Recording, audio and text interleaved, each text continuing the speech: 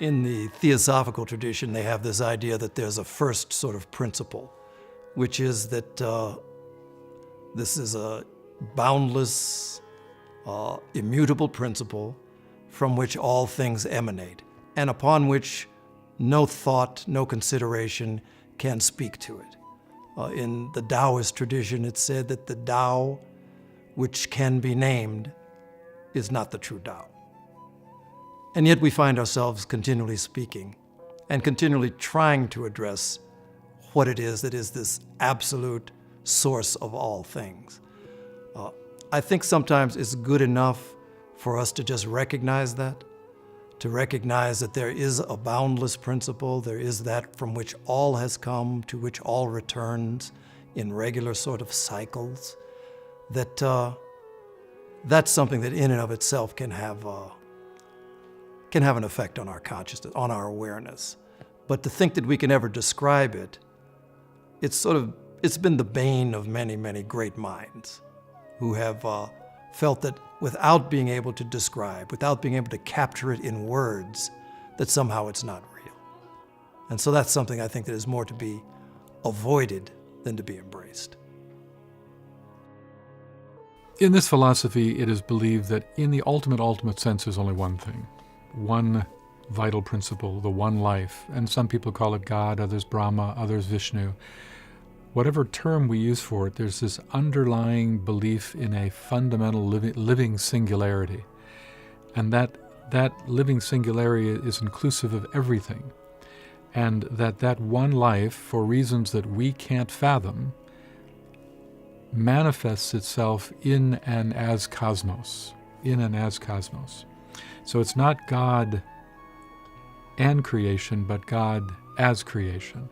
And that's an important concept when we think about this from an esoteric point of view, because God as creation suggests that everything that manifests is holding the spark of that initial singularity of life, and that it's the one becoming the many. And so there's this idea that both things are relevant within the manifested creation. Underlying all of it is a fundamental oneness. But in the process of manifestation, there's increasing degrees of differentiation, the one becoming the many. And in a way, the whole spiritual path for a human being is to inwardly draw oneself, to reacquaint oneself with the sense of the inner oneness, because the element of diversity has already been so well developed over aeons of time. For any type of esoteric study or spiritual development, one of the most fundamental concepts is that we have aspects within ourselves of consciousness and of energy.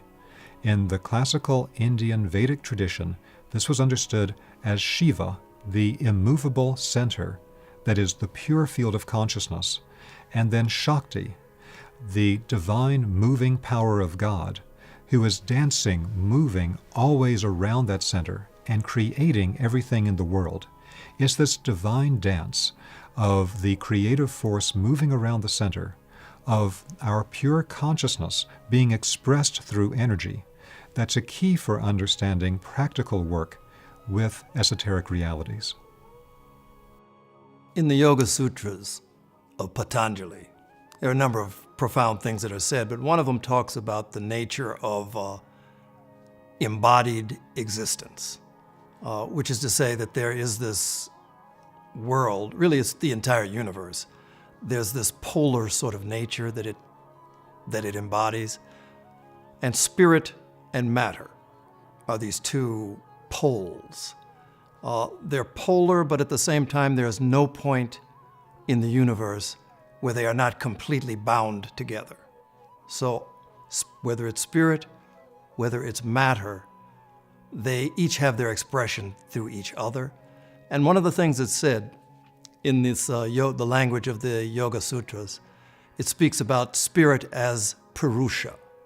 So Purusha is linked with matter, Prakriti. And it's described as the purpose of that linking. Why do they come together in the first place?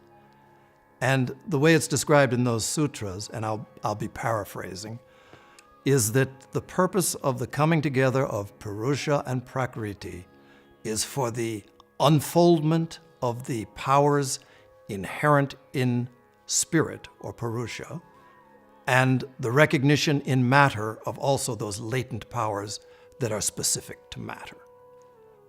And so it's this combined sort of process going on continually.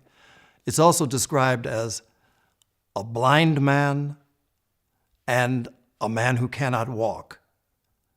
So the man who can see but can't walk is spirit that rides on the shoulders of the man who is blind but that can then carry spirit through this process of incarnation.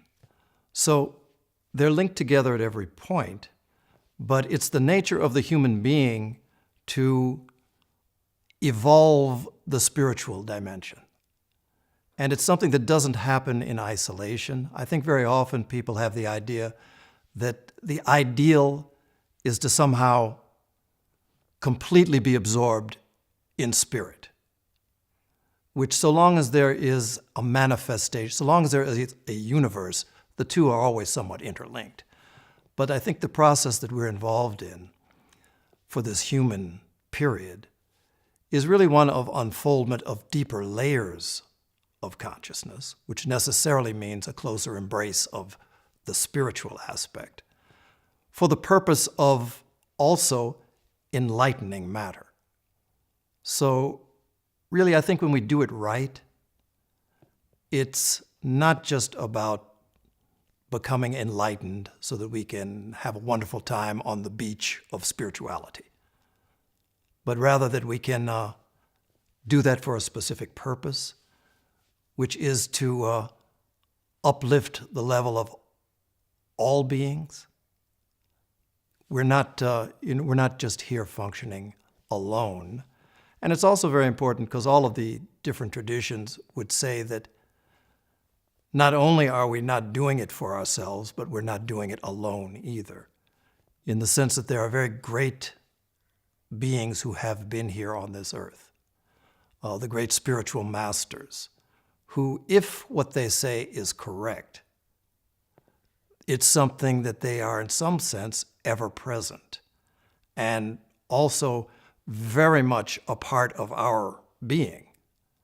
So you have such things as Christ in you, the hope of glory, was what St. Paul, the way he put it.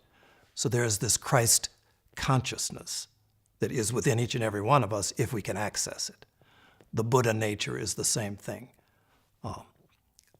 So this is something that comes out of all of the different traditions.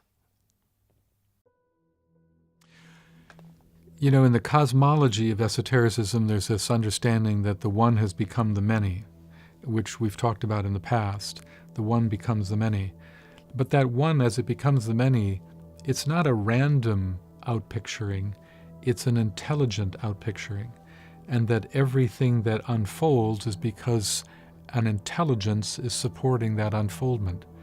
And so the movement from subjectivity to objectivity is being shaped by the mind of the greater life. Now, it's so interesting because those become what we call the spiritual laws or principles underlying all of creation. What are laws? What are principles in this philosophy? In a way, they're simply the humanity's recognition of the larger mind or thoughts and intention of the greater life that are patterning it, even on a very mundane level, like what we would call the laws of nature. The laws of nature aren't just laws that just seem to exist.